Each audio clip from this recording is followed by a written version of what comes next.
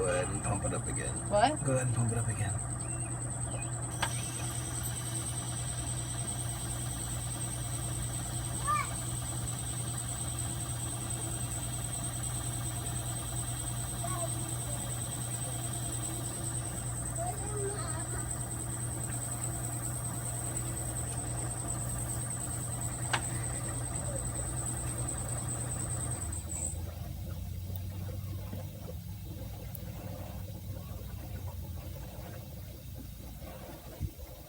Alright, release pressure. What?